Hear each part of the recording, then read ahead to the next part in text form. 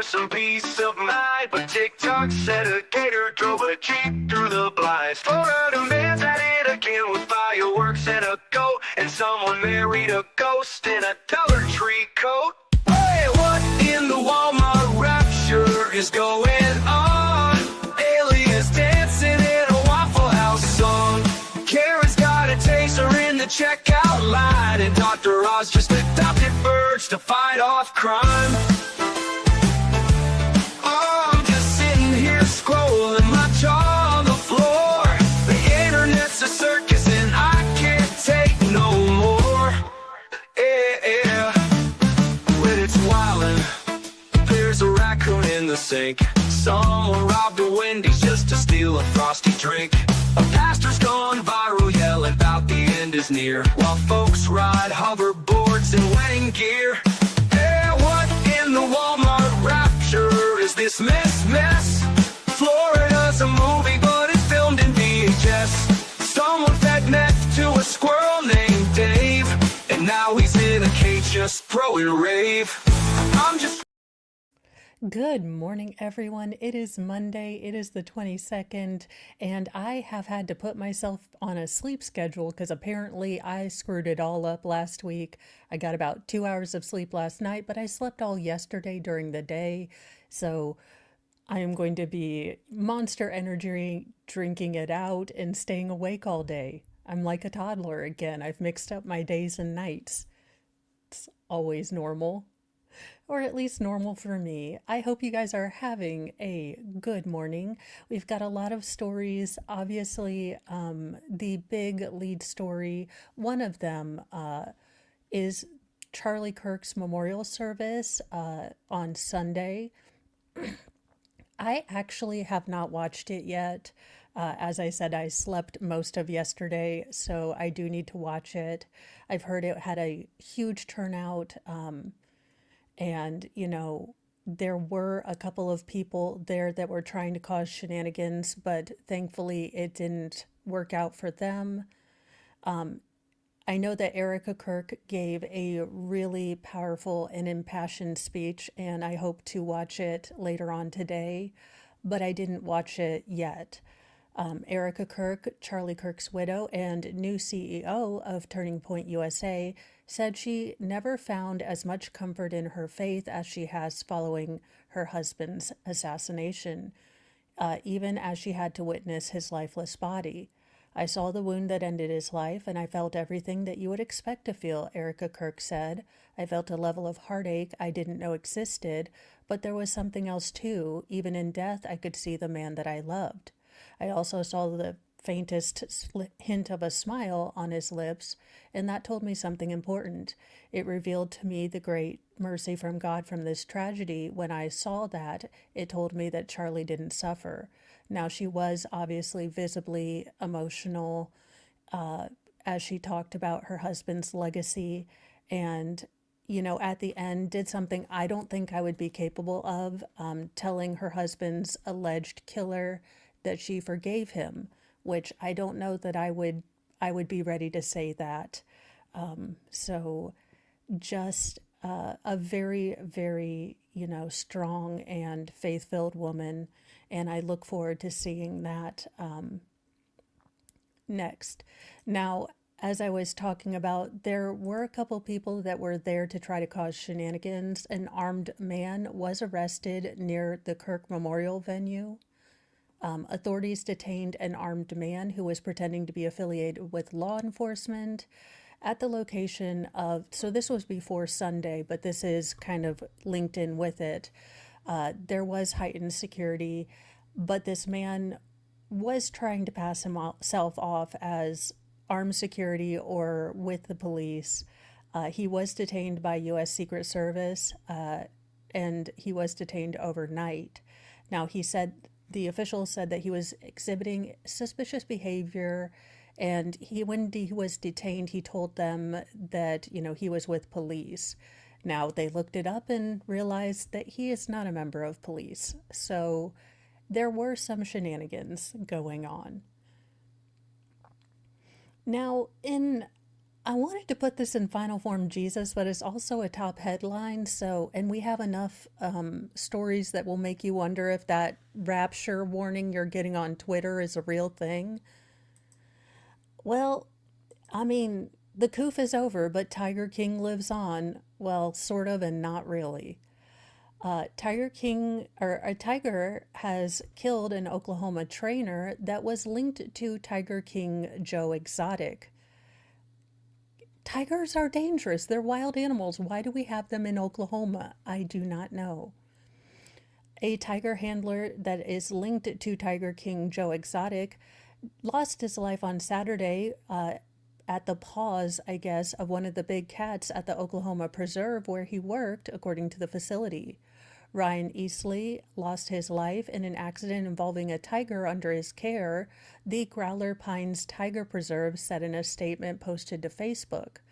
This tragedy is a painful reminder of both the beauty and unpredictability of the natural world. Ryan understood those risks, not out of recklessness, but out of love. They're wild animals. Why do we have them in Oklahoma? This is not their natural habitat. While I know they are, getting on, I think either the endangered species or something, can we find anywhere but like, in the hands of Appalachian Americans where these tigers can be raised? And I say this as an Appalachian American. Look, I don't trust me with a tiger. A liger, maybe. But, I mean, seriously, I wouldn't trust me with anything bigger than dingus, and dingus is already half feral. So, now describing Easley as a passionate advocate for wildlife conservation, Growler Pines said he dedicated his life to protecting and caring for big cats. The Hugo, Oklahoma facility was established as Show Me Tigers, Easley's traveling big cat show, and increased its focus on conservation, looking for a permanent home where visitors could learn about its retired circus animals, according to the Growler Pines website. Now, Easley was attacked during an act with a tiger at Growler Pines and was not breathing when deputies arrived, according to CNN affiliate KXII. Now, animal rights group reacted to the news of Easley's death with calls to end the use of wild animals in performances. One of the investigators had spent weeks undercover working and traveling with Show Me Tigers, watching the animals being forced to perform tricks as the Humane World for Animals, formerly called Humane Society of the United States, said in a statement on Sunday. Yeah, they're wild animals. They don't like to perform, and some of the circuses that they had been established with, some of the circuses were notoriously terrible with their animal welfare history. Ryan Easley's death was a sad and preventable tragedy, the group said.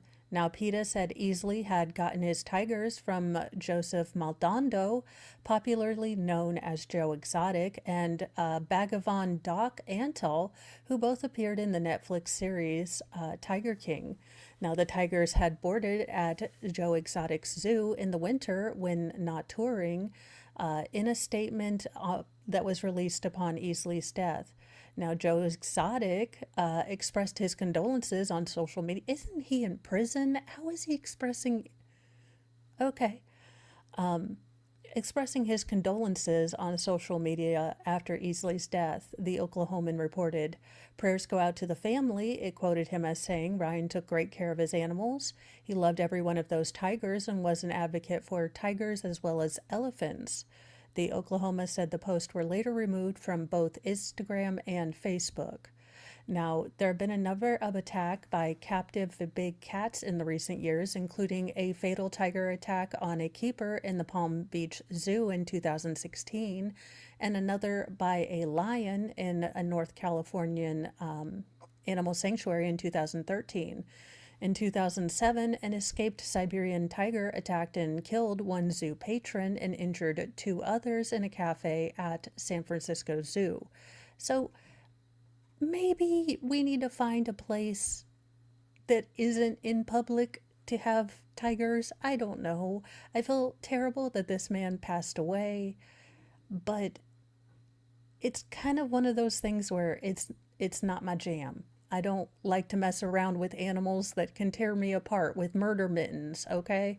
It's not my jam. Now, in across the pond news, and I generally don't get political, but this is more about free speech and possible legal issues surrounding this.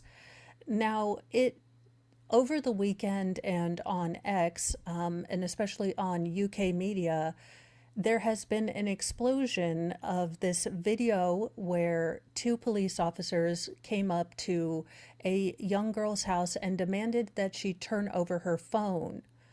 A widely shared video on X, formerly Twitter, claims that British police demanded a teenage girl hand over her phone after she viewed a social media post. However, according to the West Midlands Police, the force involved, the video is misleading and heavily edited, and no demand was made in the manner portrayed. Now, this garnered a lot of attention, over 3.5 million views, and it definitely is playing into the sort of feeling of two-tier justice and two-tier enforcement that's going on. So this might be something to watch because there have been several online, I believe you guys call them barristers, that have given their take on this and said that this might not be kosher, but we did see an video and it does skip around, so it could have been edited. So just to give you guys both sides of the story, the person that put up the video claims that the police came to harass a child in her care because she had liked a Facebook post or something on that effect. And what the police are saying is that she had made a fake kind of account and was spreading malicious lies about another teen. Now, quite frankly, I don't know why police are involved in all of this, but this is something that we could possibly see becoming a bigger legal thing. Again, this is more of a UK thing, but it is popping up a lot on Twitter. And if you kind of watch news from all over, this has definitely been a big thing over the weekend in the UK. That being said, hopefully we get the full body cam so we can kind of get a real idea of what was going on. But right now you've got two very different stories coming out, and I have no idea who to trust. It's the internet. Probably no one. In sad news for tech, a tech entrepreneur fell 2,000 feet to his death on a Californian mountain after he reached the peak and was descending. Now, I have never been a fan of mountain climbing. I'm scared to death of heights, but this is a sad, sad thing for his family as well as his business. Tech entrepreneur and scholar had successfully climbed a massive California mountain, but on the way back down, he unfortunately slipped and passed away. On the morning of September 12th, a trio of climbers reached the peak of Mount Shasta in Siskiyou County, California, and began their descent on the mountain's Clear Creek climbing route, according to Siskiyou County Sheriff's Office. Now, on the way down, the two of the three individuals accidentally wandered off the trail and found themselves stranded on what authorities called a sheet of ice at the northern tip of Winton Glacier. And his name was Mateus Augustos Travanizo. He was 45. Now, the stratovolcano peaks at an elevation of more than 14,000 feet, and the climbers, two men, were stranded at about 13,500 feet. The pair tried to slide down the icy terrain to a lower area where they could get back on the correct trail, but one of them began sliding out of control. Now, that man was identified as Matthias Augusto Travazzano. He collided with a boulder about 300 feet below and seemed to have been knocked unconscious, according to the sheriff's office and witnesses, reports. He was said to have remained unconscious for the next 5 to 10 minutes as the other climber tried to reach him. The other climber only got within about 80 feet of Travanzo before he awoke and was once again able to move. But when he, started to move, the movement dislodged him from the rock and he ended up sliding down the rest of the glacier, unfortunately passing away. Now, minutes later, the third climber arrived and did report the incident. The county sheriff's deputy responded to the area of their disappearance at around 2:27 p.m.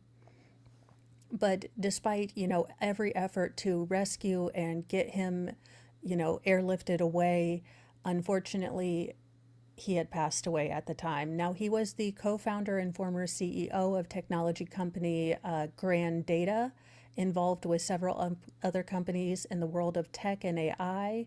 He graduated from the University of Buenos Aires in 2004. The odds are messing me up because I always want to put a 20 at the end, but that was not then. That makes sense in my head. The company has sent out heartfelt condolences, and the sheriff office has also released a statement about Clear Creek Trail, warning fellow climbers that, with the higher elevations, ice and different things can be incredibly dangerous. Now, this comes after another climber, a 50-year-old man, fell to his death while climbing on the same trail in August. So, yeah, that could be it. Look, that's possibly it. And, I mean, you would think that this would be you think this would be clearly labeled if this had come, as sort of something that everyone knows that this can become hazardous. But apparently this has kind of been a bad year. So maybe they should start putting out flyers or like signs. And thank you so much. Photo Lady 12, love mornings with Mo. Thank you. Thank you.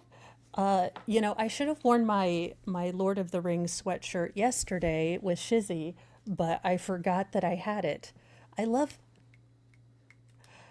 Well, Greedy Bloke, they might. I don't know. I'll have to ask ChatGPT if tigers kill more people than mountains. Though I thought Everest had killed a fair few. I don't know.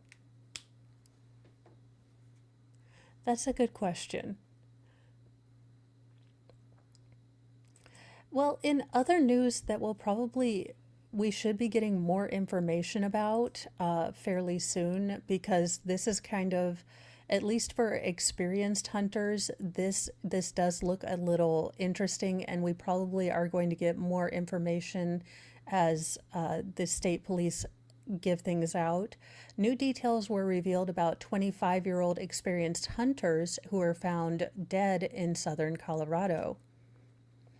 New information surrounding the young hunters who were found dead in Colorado has come to light. Friends Andrew Porter and Ian Statsko, both experienced hunters, were found dead nearly a week after their disappearance on a hunting trip in the Rio Grande National Forest in southern Colorado, a family member announced on Thursday, September 18th. Now, that same day, the local sheriff's office confirmed that the two unidentified men had been recovered in the Rio de los Pinos trailhead at approximately 11 a.m. local time after extensive search efforts. Now, the causes of death remain under investigation, and the identities of the bodies have not been confirmed, but new details have emerged in the case. Now, according to the county coroner, Richard Martin, the two bodies showed no obvious signs of death or trauma, per local news outlets. Now, Martin also told ABC affiliate Denver 7 that there were no visible injuries on the body, nor were there any initial signs of foul play. If there had been signs of trauma, the inquiry into the hunter's death would have become a federal investigation because their bodies were discovered on federal land.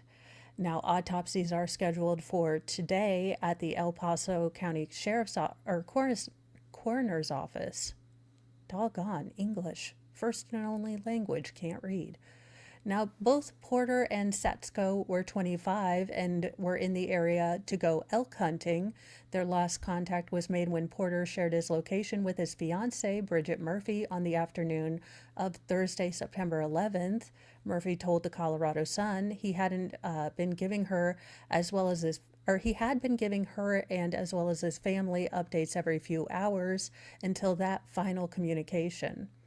Now, 2 days later, on September 13th, deputies from the local sheriff's office arrived at the Rio de los Pinos trailhead following reports that the two men were overdue, according to a press release that was shared with local news.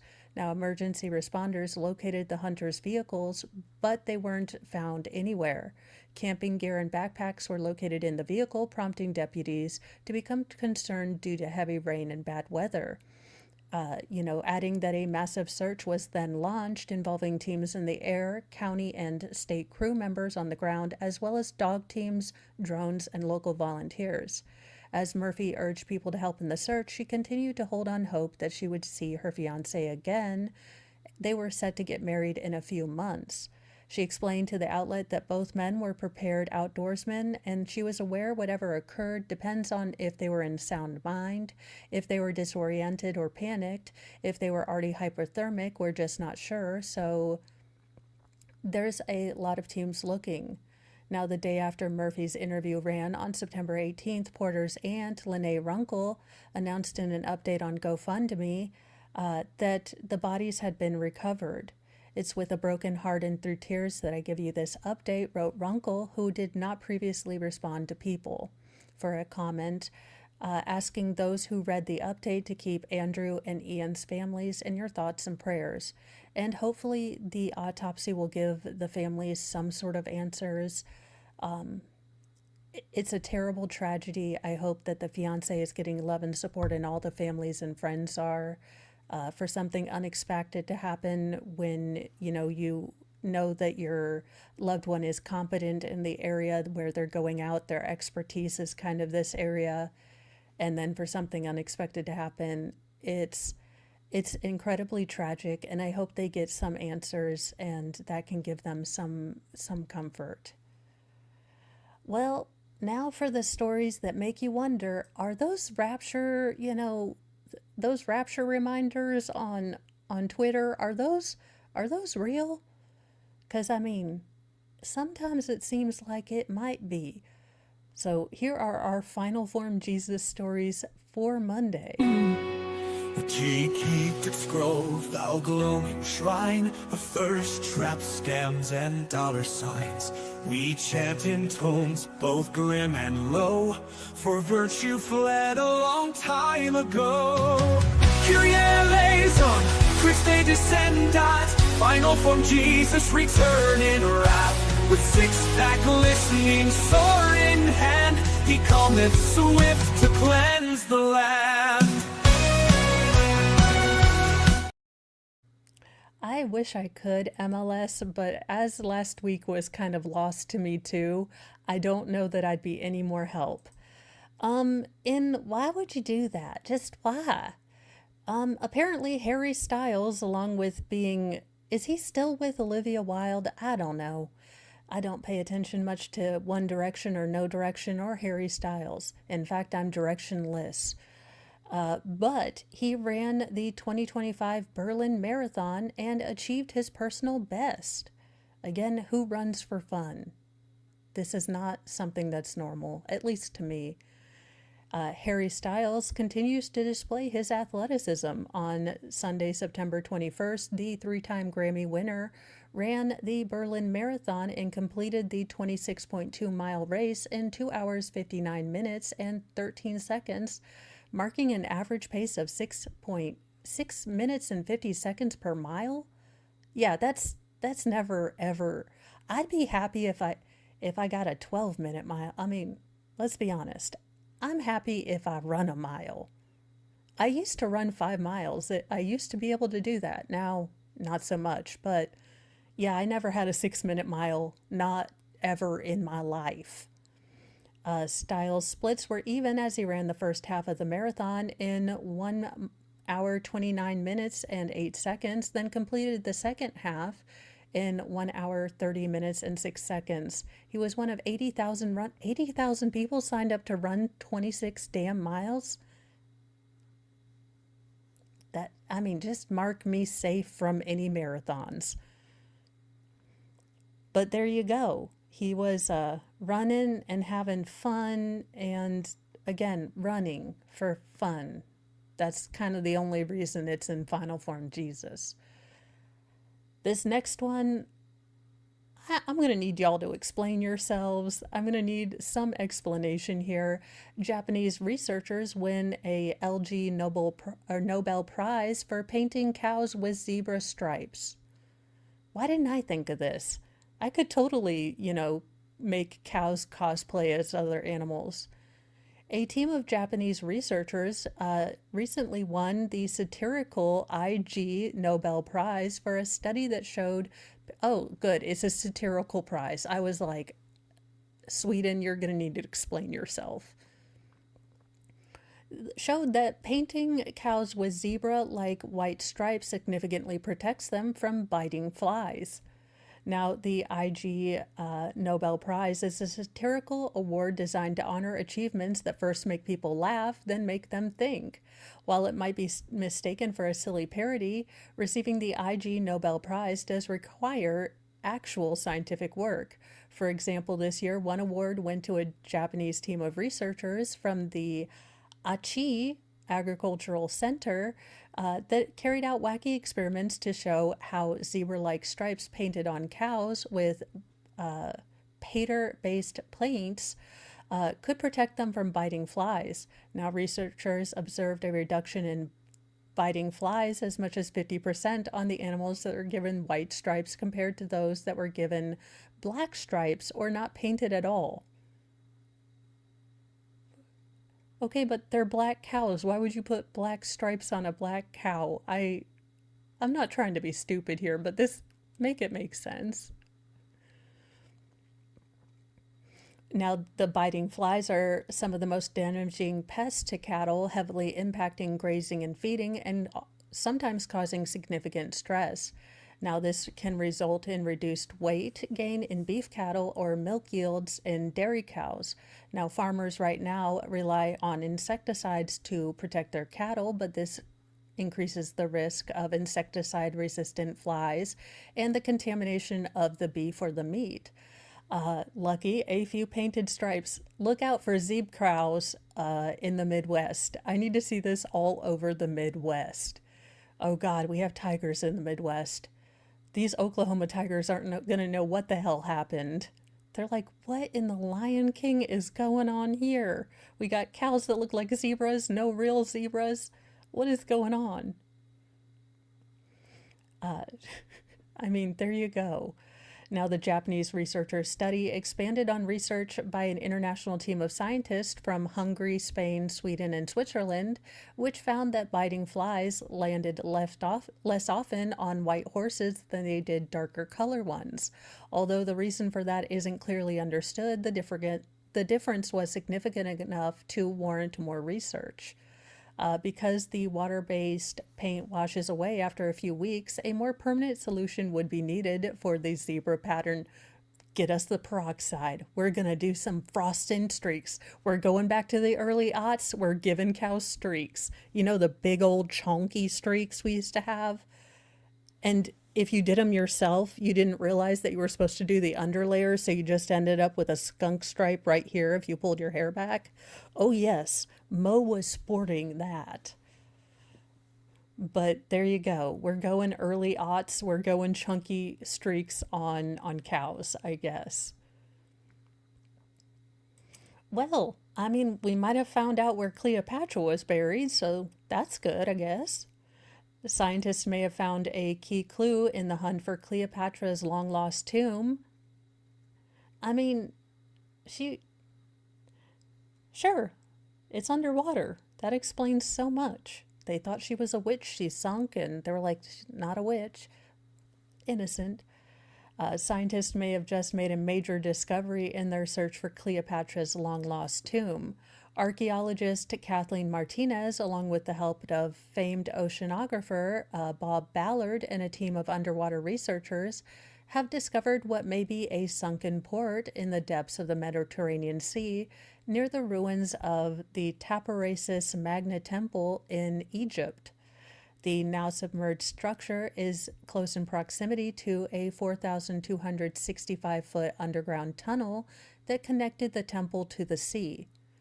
A series of large buildings arranged in rows over 20 feet high was also found, and the underwater structures include polished floors, cement blocks, columns, and smooth stones, along with multiple anchors and storage jars that have been dated to the time of Cleopatra. Now, this does suggest that it could be a port that was once used by the famous Egyptian queen, but that's not her tomb. The discovery supports Martinez's theory that Cleopatra's body was brought to the Taparasis Magna before being laid to rest there, hidden out of reach from the Romans. Now, in her scenario, her remains would have been transported to the area via port, then carried to her final resting place in the temple through the tunnel. Now, many historians believe that Cleopatra was buried with her love, Mark Antony, in Alexandria, though her tomb has never been found there. Okay, well, if you haven't found it and you've just found a port, this is not as helpful as you would think. I hate clickbaity sciencey articles. They didn't find her tomb. She's just reinforcing her own theories, which could be right, but she doesn't have the evidence to prove them. So, oh, well, we're doing a National Geographic special called Cleopatra's Final Secret that airs on Thursday, September 25th. Well, that explains that. It is on Hulu if you'd like to watch it. There you go. Well, along the lines of Marine World from France, apparently America has its own randy marine animal that needs to maybe chillax. Officials issue a warning as local dolphin Reggie shows an alarming change in behavior. He really doesn't know the harm he could be doing. Reggie, a dolphin that gained fame for engaging with swimmers on multiple occasions off of England's south coast, was not just asking for belly rubs. No, they're kind of like humans. They find certain things pleasurable when they're stroked.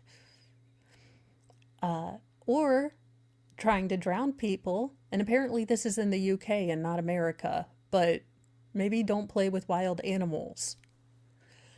In August, reports surfaced about increasingly close encounters between the solitary male bottlenose dolphin and people who were boating or swimming in Lime Bay or Limey, not sure, off Dorset.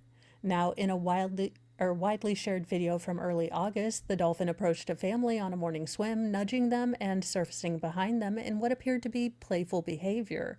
But later in the month, more reports came of a pair of kayaking brothers intervening when the dolphin became boisterous and pushed two women under the water while they were swimming. Liz Sandman, co-founder of the organization Marine Connection, took issue with the explanations that Reggie was merely seeking belly rubs, but also denied that the young, roughly half-ton mammal was out to do harm. Sandman told The Guardian that the hype around the incidents was the worst scenario I've seen in the last 25 years. Over the coming months, he will become larger and he will become more powerful. He really doesn't know the harm he could be doing to us in the water. The situation is becoming dangerous for the swimmers and the dolphin. When animals are accustomed to people and start changing their behaviors, it can impact human safety. So yeah, maybe as fun as look, I'm gonna be real with you guys. If Flipper came up and was high-fiving me in the water, I don't think I would be of the mindset this is probably not good for Flipper. That being said, it's the belly rubs, because this is a known phenomenon. Dolphins, male dolphins especially, I've read a lot of stories, but the ones in captivity for the swim with dolphins thing can become sexually aggressive towards people. So belly rubs is the part that creeps me out about this whole thing. That being said, like I said, if Flipper came up and gave me a high five and I got to do a whole Free Willy thing, I probably wouldn't notice the danger either. So I'm not, saying I'm any better than anyone else.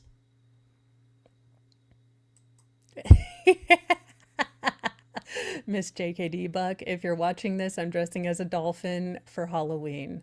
Possibly a good idea. Well, in our final form Jesus story, I can't tell if I'm proud of this person or just proud of his computer skills and his help desk skills.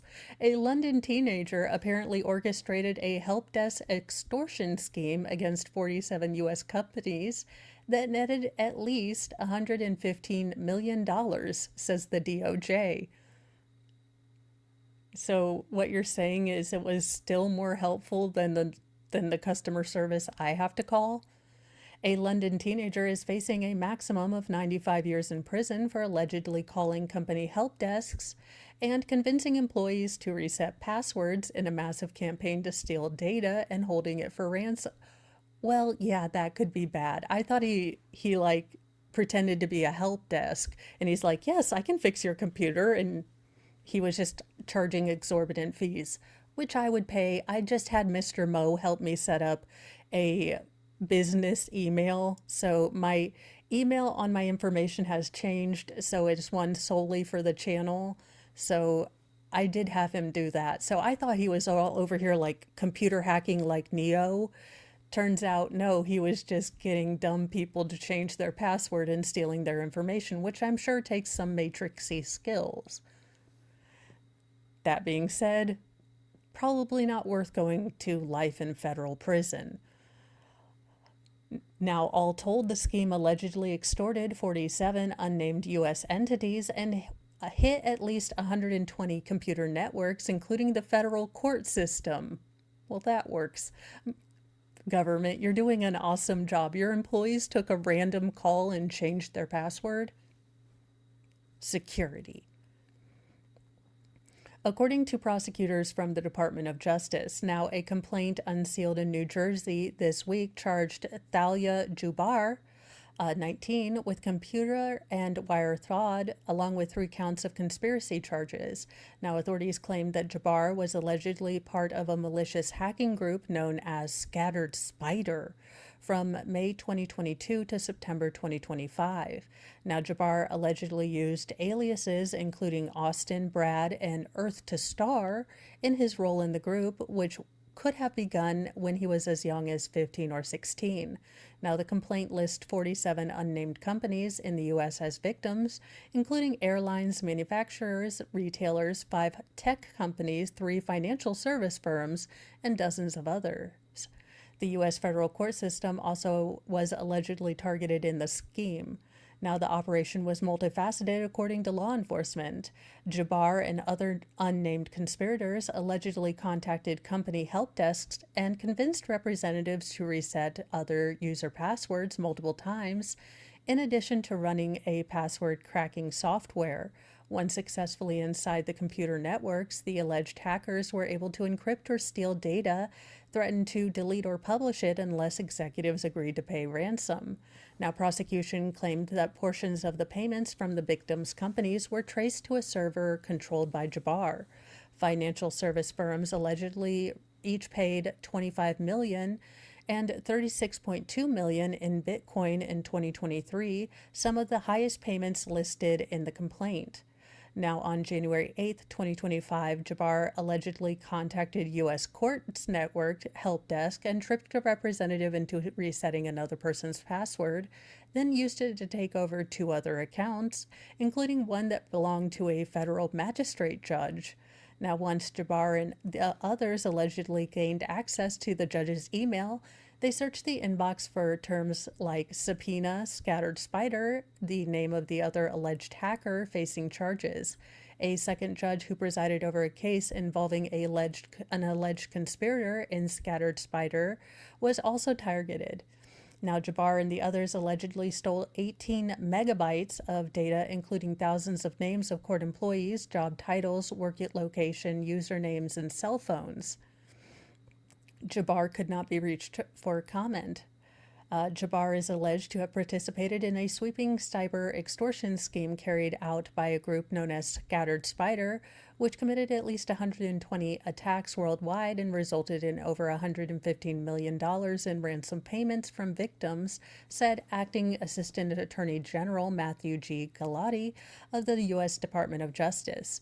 These malicious attacks caused widespread disruption in U.S. business and organizations, including critical infrastructure in the federal court system, highlighting the significant and growing threat posed by brazen cyber criminals.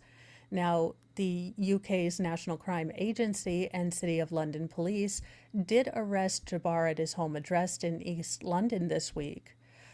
A second teen, Owen Flowers, 18, of West Midlands, was also arrested at home. Now, the two teenagers were charged separately for an August 2024 attack on Transport for London, a government agency that oversees trains, buses, taxis, and the London Underground. Now, according to the NCA, the National Crime Agency, both Jabbar and Flowers appeared in Westminster Magistrate Court this week, where Flowers was separately charged with conspiring to damage SSM Healthcare Corporation and Stutter Health, which are both U.S. companies. Now, Jabbar was charged for failing to disclose PINs or passwords for his seized devices.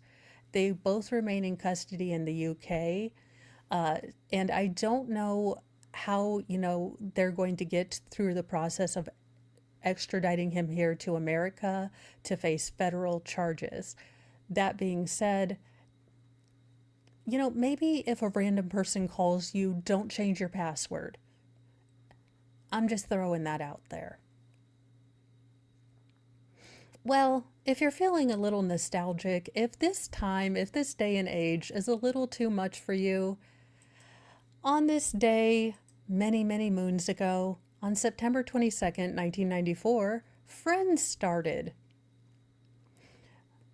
On this date in history, well, in 1776, the British hung American Revolutionary War hero and patriot Nathaniel Hale. His famous last words were, "I only regret that I have one life to lose for my country." In 1862, Lincoln signed the Emancipation Proclamation. In 1888, National Geographic began publishing, to the relief and chagrin of many middle school boys. In 1927, Patrick Dempsey muffed a chance to regain the heavyweight championship when he knocked down Gene Tunney but failed to go to a neutral corner. Yeah, muffed is maybe not a colloquialism that we use as much anymore. We've got President JFK signed a law giving Peace Corps permanent status. There you go. Gerald Ford escaped a second assassination attempt in 17 days. So, always fun. And Friends started. So there you go. Yes, please. I hate laugh tracks. I'm smart enough to know when a joke is funny and okay enough with myself if I don't think it's funny. Laugh tracks bother me. I know when I'm supposed to laugh. Well, you guys, we have a whole cavalcade of, miscreants that might need a visit from Lord Chippy. And the first one, just what in the Walmart rapture am I looking at? Good night, nurse. This is terrifying, and I'm not a sports ball person. But here we go. Justice is a long journey, but Lord Chippy awaits. They're our skin, they steal our grace. These monsters wear a human face. No gavel, no badge, no throne, no crown can stop Lord Chippy from burning them down. Justice ain't fast, justice ain't clean. It's a long, sharp road through the in-between. So raise your fists and light your flames. Chippy's coming and he don't play games. Well, we've got a quartet of just the douchiest behavior I have ever seen. A Michigan, now I cannot play this video. YouTube does not like the violence on independent news channels, but you guys can look this up. It's actually extremely horrifying. I'm not a big sports person, but I know this isn't legal. A Michigan junior varsity high school player is out for the season after a horrific moment took place this week, with a rival fracturing the spine of his opponent in a senseless attack. Now, the shocking video occurred during the third quarter of a game between Lakeshore and Kalamazoo Central, when a 15-year-old defender for the Lancers got tangled with an opponent. Now, after the play went away from the individual matchup between the two, with the 15-year-old laying prone on the ground, the offensive lineman from Kalamazoo Central leaves his feet and lands his full body weight on his rival. Now, the boy's mother, Courtney Timms, told WSBT that her son, identified as Colton in Facebook comments, is out for the season with his spine fractured in 2 places. Mims expects her son to make a full recovery, but it is unknown if the injury will force the teenager to stop playing football forever. Any discipline to the Kalamazoo Central player, both in the game or afterward, are unknown. This is definitely not sanctioned. It should actually, be a crime, I think. Now, the tackle resembles a frog splash perfected by late WWE legend Eddie Guerrero, or the after the whistle barbaric moves as a part of a NFL Blitz video game series.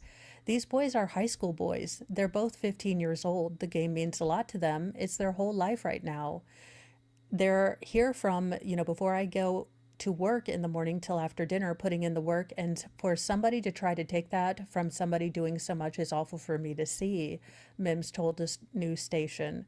Now, the Michigan High School Athletic Association did not punish that student, leaving it up to the 2 districts to discuss a resolution.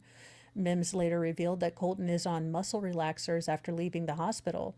Now, the team's varsity matchup on Friday went on as scheduled, with the Lancers winning 26-7. A Facebook post about the victory was dedicating the win to Colton, but for this to not be punished just means that he's going to go further the next time. This is rewarding terrible behavior. I'm not saying that we should wreck this child's life. He's 15. But right is right and wrong is wrong, and there has to be consequences. There have to be. I don't know what has gotten into people. I mean, beyond this, a hammered 22-year-old drove 8 blocks with a woman's body on the windshield of his Nissan Altima after mowing her down and killing her as she rode an e-bike. Now, speaking as someone who does not like the e-bikes, but always drives sober, I don't like them because I swear to goodness, those e-bikes, some of those people do not pay attention. I am driving a giant, breeder mobile that is bright red. It is a Ford Transit van. I'm going to need you to pay attention because I will stop if you pull out in front of me, but I'm a big, giant, damn red van, so I might not stop in time. Could you please pay attention and put your blunt down? I mean, this is only for the San Francisco of Indiana, Bloomington. That's normally where I see the e-bikes, but I hate them. But no one deserves this. Don't drive drunk. It is the dumbest crime. It is never the drunk driver that gets hurt. It is always some innocent person, and I'm about done with it. It is a Florida man, though. Are we shocked? A drunk Florida man allegedly mowed down a woman who was riding an e-bike, then drove approximately 8 blocks with her on his windshield before she was dislodged and left for dead. Now, Xavier Rugby, 22, is charged with leaving the scene of a crash involving death, vehicular homicide, leaving the scene, and DUI manslaughter for the Saturday night slaying of St. Petersburg resident Kirsten Aline Herman Strang, 38, according to Pinellas County Sheriff's Office press release. Now, Strang was traveling on the 49th Street South in Gulfport when she was struck by Rugby around 10 p.m. Unfortunately, she passed away of injuries at the scene. Again, she was struck at a high rate of speed, and investigators say that, when he struck her, it actually caused her to be on the windshield for approximately 8 blocks. Now, instead of stopping, he allegedly sped away from the scene without calling 911 or waiting for any first responders. Rugby showed Or now it's Rigby, but it's rugby up here. Apparently it's Rigby. Rigby showed signs of impairments and refused to cooperate with field sobriety test, a press release says. Now he was arrested and transported to the county jail where he remained. Definitely hope he doesn't get any bail and he just stays in there for the safety of others. If you cannot, call an Uber. It is the easiest thing. You don't even have to get a taxi. You can now have an Uber. I am sorry. I do not get DUI anything. I don't. Now this one I almost put in final form Jesus, but it is more true crime. A man took his wife's life with a metal pipe in front of their baby because she had been performing voodoo on him for several years and he was fed up with it. Not a headline I thought I would ever read. Can you have self-defense from voodoo? Interesting legal thought. And again, a Florida case, are we shocked?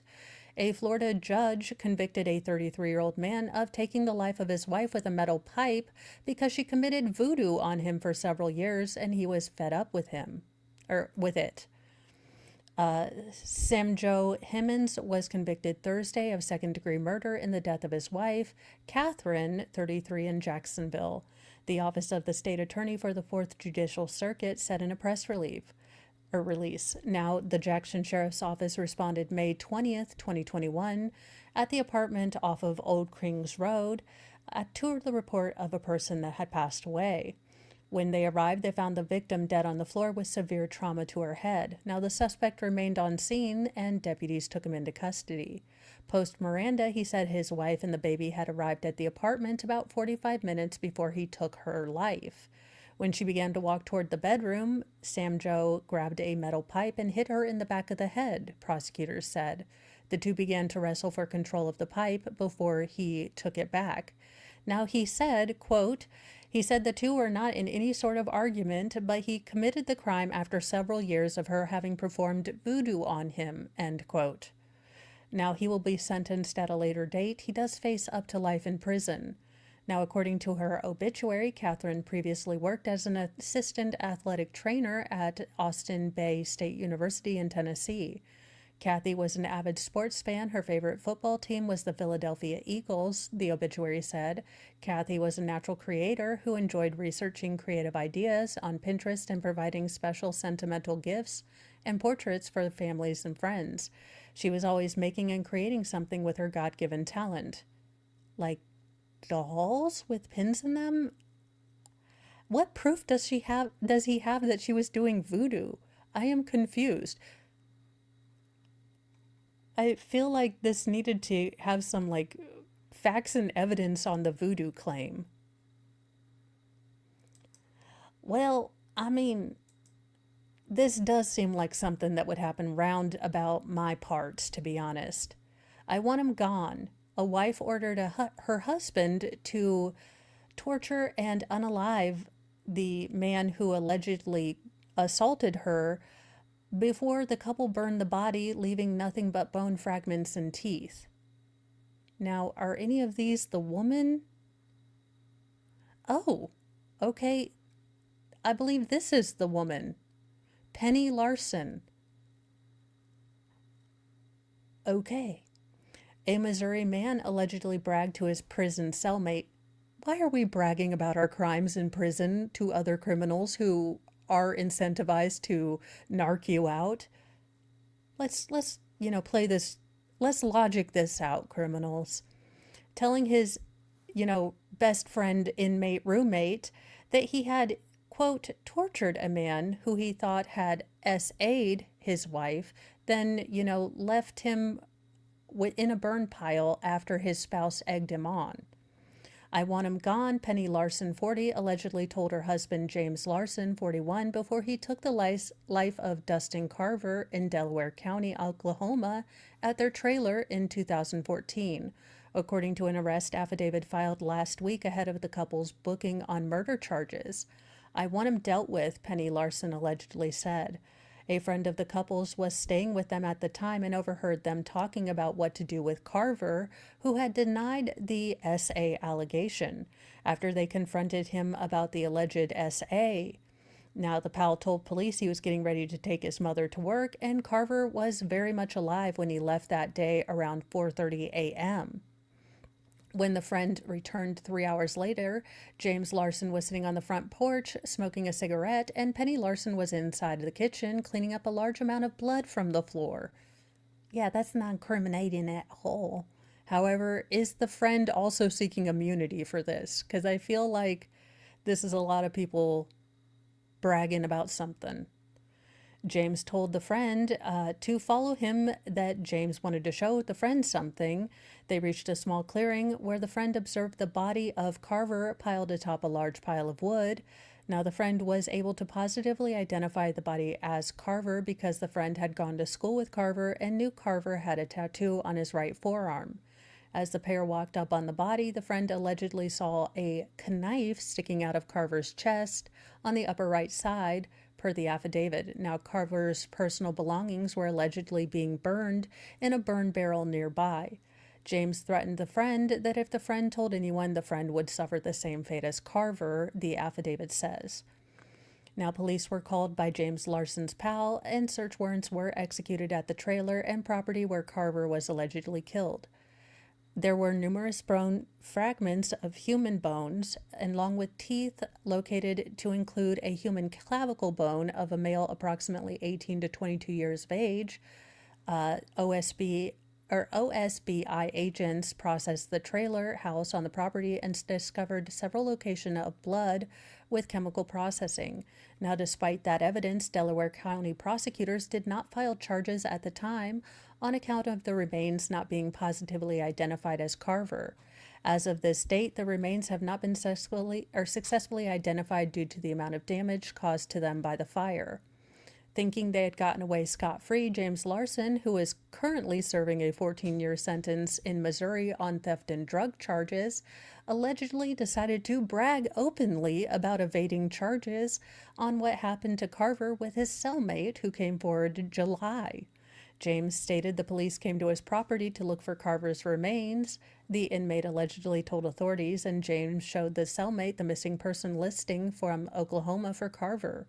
Now, police say the cellmate knew James Larson personally, as the cellmate was engaged to marry his wife, Penny Larson, before being... Wait a minute. Okay.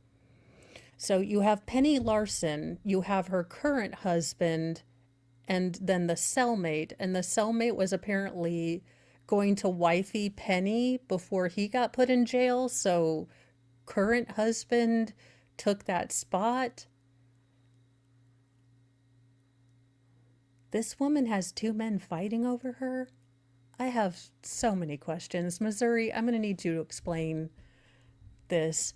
Now, the two men were previously incarcerated at the same Missouri State Penitentiary for an extended period of time in the same cell, but it was unclear exactly when.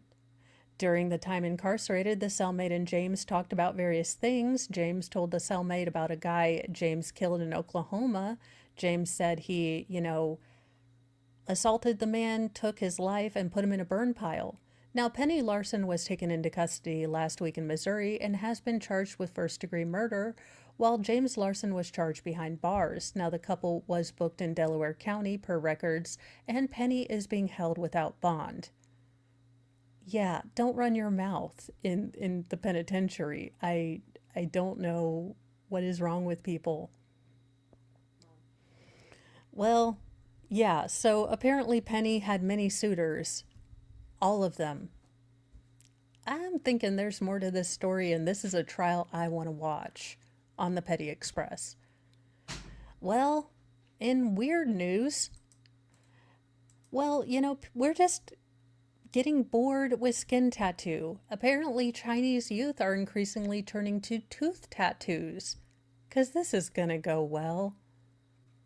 Yeah, at least they might know exactly what the Chinese symbol means, so it's not like General Tso's and you think it's peace and love, like you actually know what's on the tooth.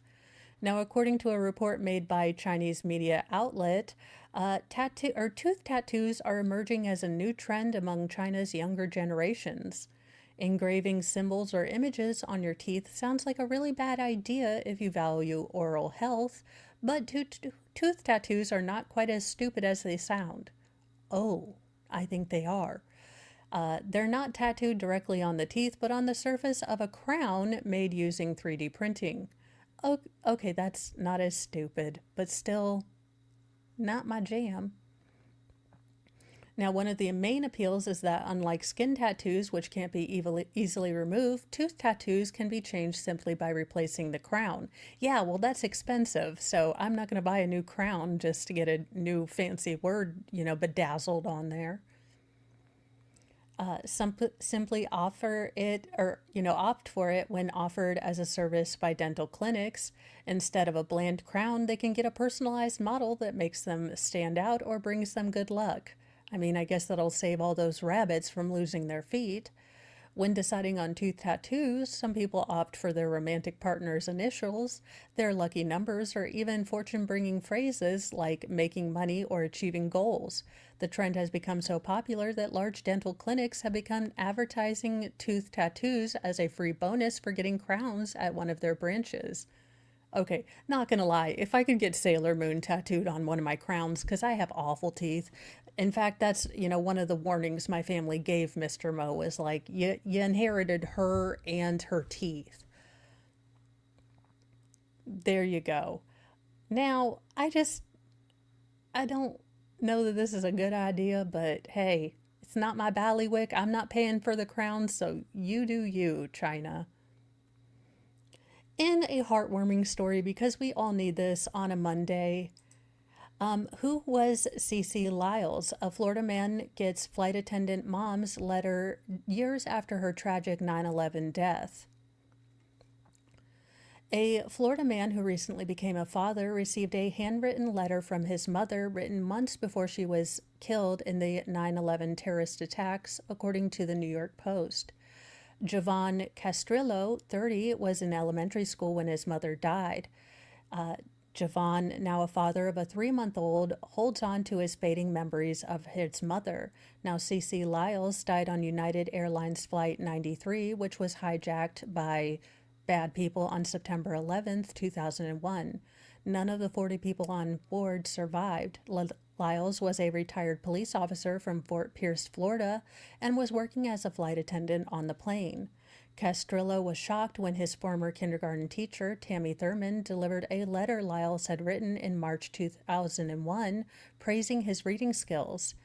Dear Miss Thurman, Javon read a book last night that he brought home from the library. He can read it cover to cover. I told him I would write you a note and tell you what an outstanding job he did. We're very proud of him and will continue to work with him at home. Again, thank you for your dedication and courage for the job you do, Cece Lyles. Javon read out loud to WPTV. Javon said he teared up reading the letter and added that it felt like something she would definitely say. Thurman had kept the letter safe as she changed school. The envelope was gone, but the letter itself was still intact. As a mom, I know you need to see those words from your mom. She was a wonderful woman and you were a wonderful student, Thurman told, Castrillo, according to the local news station. A statue honoring Lyles was erected in Fort Pierce, where Javon still lives. Now, Flight 93 is often the least remembered of the 4 planes hijacked on 9/11. 2 were flown into the World Trade Center, and the other struck the Pentagon. During the attack, Lyles tried to reach out to her family. At first, she was only able to reach her husband's voicemail. Quote, they've hijacked the plane. I'm trying to be calm. We're turned around. I've heard there's planes that have been flown into the World Trade Center. I hope to be able to see your face again. I love you, is what she said according to the 9/11 memorial. She left that message at 9:47 a.m. The South Tower of the World Trade Center had just collapsed 10 minutes later, would collapse 10 minutes later. Lyles later reached her husband just after 10 a.m. She was able to explain a plan that the passengers and crews were forming to retake the plane from the hijackers. Lyles said they might throw boiling water on them. After praying together, she told her husband, we're getting ready to do it. It's happening, and then hung up. Now, the passengers and crews of that plane did try to stop the plane from reaching its target. Tom Beamer, one of the passengers, is remembered for his final words over the airphone. "Are you guys ready? Okay, let's roll," he said before the line went dead. Now, Flight 93 crashed into a Pennsylvania field at 10:03 a.m., just minutes after Lyles spoke with her husband. The plane was believed to be headed for Washington, D.C. Now, the passengers and crews prevented the hijackers from reaching the U.S. Capitol, the Washington Monument, or the White House. But as a parent, I can tell you that, getting those words of praise, those everyday little things that you don't always put down in words is a lot of what our kiddos need to hear. So my goal this year has been to kind of say the things that you think are automatic, like, "You're doing a really good job," or, "Thank you, and I appreciate that so much. I know you do, you take out the trash every day and you don't grumble, but I don't always tell you how much I appreciate it. So I'm trying to be better. Like, I'm still your world's okayest mom. I'm not like the best mom or Oprah." But that is something that this story has definitely reminded me to do, to acknowledge my kids' wins, in a way that they remember and they feel seen. Because I don't want them to have to wait to find a letter from me, when I'm gone. That being said, what a wonderful teacher for saving that letter and giving it back to this new father and letting him have that memory of his mom. When you're a young kid, the memories aren't quite as clear. So having something to remember his brave and heroic mother, that's just awesome. And sometimes we need good stories at the end. Now, I will be heading over to Megan Fox, Medium Smart. We will be going over the Tim's case. So that is, it does involve kids and medical kidnap, but the parents were adjudicated not guilty, and we are watching it with the parent, one of the parents, sometimes both of the parents. This is definitely something that is going on in Georgia that needs to be looked very closely into, where children with legitimate medical issues are being targeted by doctors and DCYF as being possible, CA cases versus, this child has something medically wrong with them. So I will be sending you guys over there. I'm trying to be like Baker and actually have my things set up, which, I don't do that. That would be like all the smartness. And I don't do smartness. So I will be over there, and have a wonderful, wonderful day. Remember to be kind to yourself, kind to others, and carry a can of bitch fire, though, and a sassy mouth, because you never know if you're going to meet, zebra cows or raging ligers or aggressive football players. I mean, at this point. Yes, absolutely. Have a wonderful day, you guys. I will see you in just a bit. And don't forget Shizzy's tonight. We will be starting with the actual documentation and sort of the court docs for Twin Flames. Also, belly rubbing dolphins. Not the Free Willy I was thinking. Bye, you guys.